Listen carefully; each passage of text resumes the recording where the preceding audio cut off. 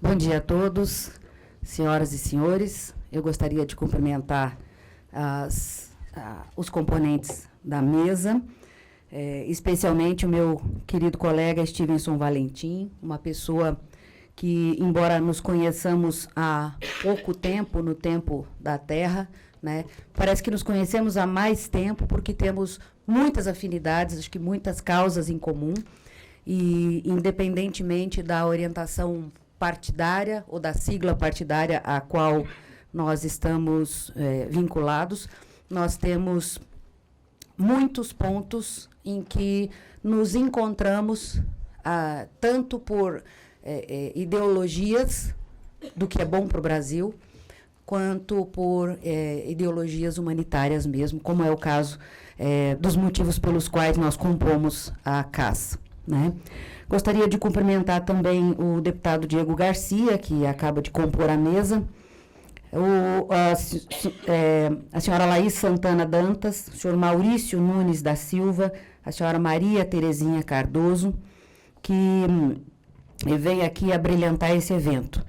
Cumprimentar e agradecer especialmente a Clementina Moreira Alves, que é presidente e diretora executiva da agência Integra Brasil, agradecendo o convite para participar desse evento tão importante.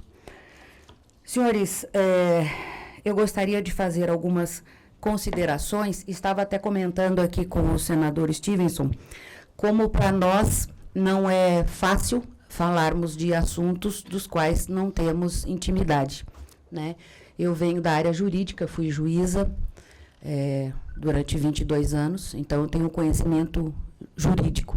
Não tenho conhecimento nenhum médico para agora aqui me manifestar acerca de doenças raras. Mas o que eu posso dizer a vocês, como legisladora que hoje sou, é que nós sentimos a necessidade de criarmos, por meio do Senado Federal, cada vez mais políticas públicas legislativas que possibilitem a inserção de pessoas com doenças raras e de suas famílias, né?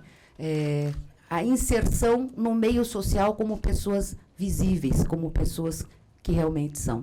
Quando se diz hoje que temos 13 milhões de pessoas sofrendo de doenças raras no Brasil, eu diria a vocês que nós deveríamos multiplicar isso no mínimo por 4.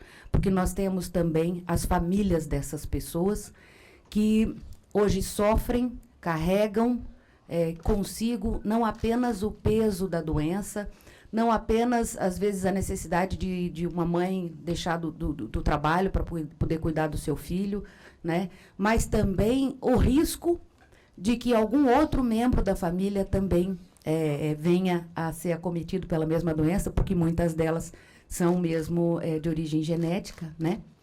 Então, nós sabemos que este sofrimento, vamos dizer assim, não se restringe a apenas 13 milhões de pessoas. Temos muito mais pessoas que estão aí sofrendo invisíveis, tanto quanto os próprios doentes. Então, o que eu penso e o que eu vejo a esse respeito hoje é a necessidade de nós darmos também atenção a essas famílias.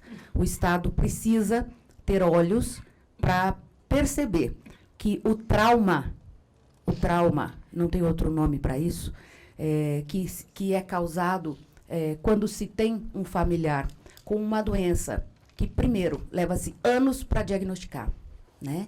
E quando se diagnostica, se tem aquela sensação de impotência, de não saber o que fazer, porque a doença às vezes não tem cura, a doença às vezes tem um tratamento muito caro, né? Pouquíssimas pessoas têm acesso a tratamentos caros, a tratamentos que às vezes estão disponíveis só fora do país, né? E essas pessoas, essas famílias, elas têm uma sensação de impotência que só quem passa é que deve saber qual é o resultado. Sem contar que a perda de um ente querido sempre é dolorido, mas a perda do ente querido ainda na infância, na adolescência, como é o que acontece com a maioria dos casos de doenças raras, né?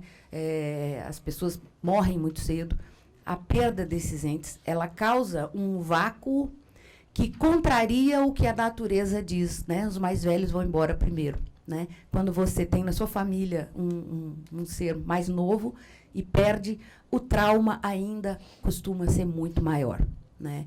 E isso a gente precisa ver, a gente precisa enxergar. Eu hoje tive a grata oportunidade de conversar com algumas das pessoas que vão participar hoje desse fórum, e estava até discutindo da necessidade de se legislar no sentido de se obrigar que as faculdades de direito, de medicina, perdão, que as faculdades de medicina tenham cadeiras obrigatórias de doenças raras, pelo menos para que os médicos não desconsiderem tanto, né, alguns sintomas que aparentemente podem ser tratados, como a gente diz hoje, né, como isso é estresse, isso que você tem, não é? Hoje em dia, quando, ou como diria uma senhora que estava conversando ali um pouco antes, virose, né? Mas, então, a gente hoje tem esses diagnósticos imprecisos, a falta, a dúvida, né, a ausência de certeza, né, para que as pessoas tenham esse acompanhamento. E também já tive uma sugestão que acho louvável e que devo levar ao Senado com certeza, que é de se inserir nas faculdades o estudo genético, o estudo da genética, né? Aprendi aqui com a doutora, perdoa que eu não lembro agora do seu nome, Juliana, com a doutora Juliana, que em breve as doenças não vão mais ser diagnosticadas, não vão ser mais tratadas por conta do diagnóstico, e sim por conta da genética, né? E isso é um dado que nós não podemos desprezar, porque é um dado que olha para o futuro.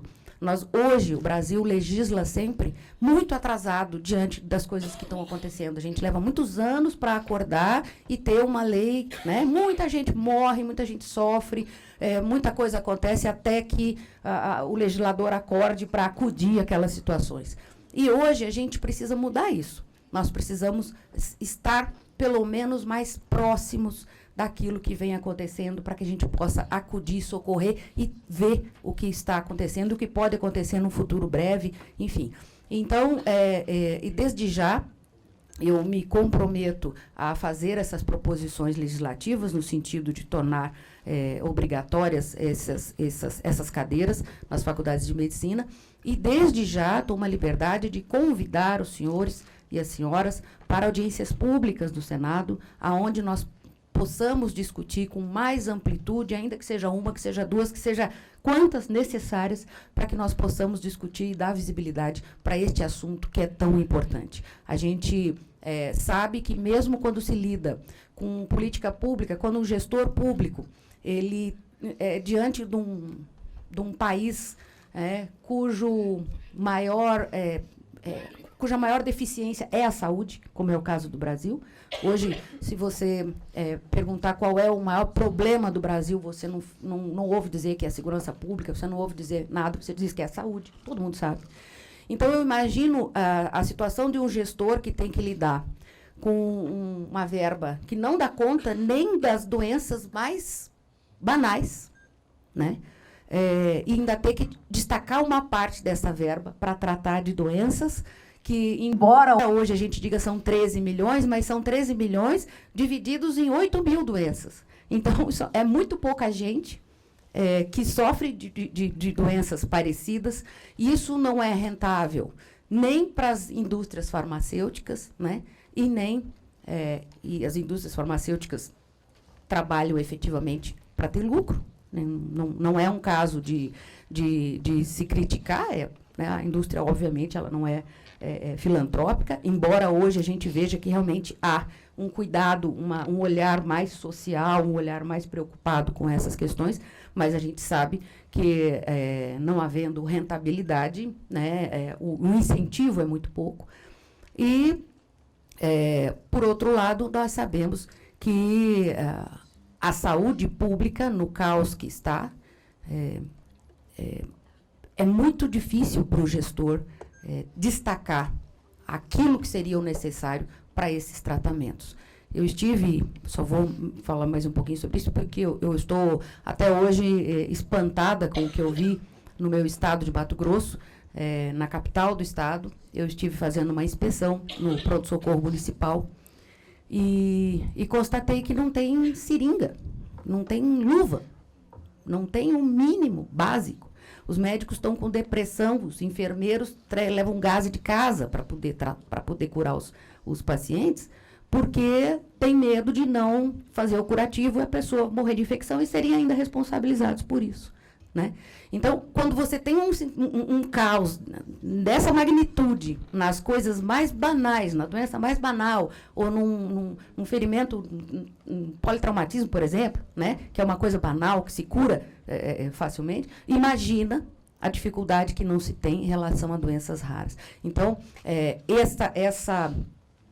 perpassar por essa dificuldade é o grande desafio que nós temos pela frente. Eu me coloco à inteira disposição deste assunto. Sou membro da subcomissão de doenças raras da Comissão de Assuntos Sociais do Senado Federal.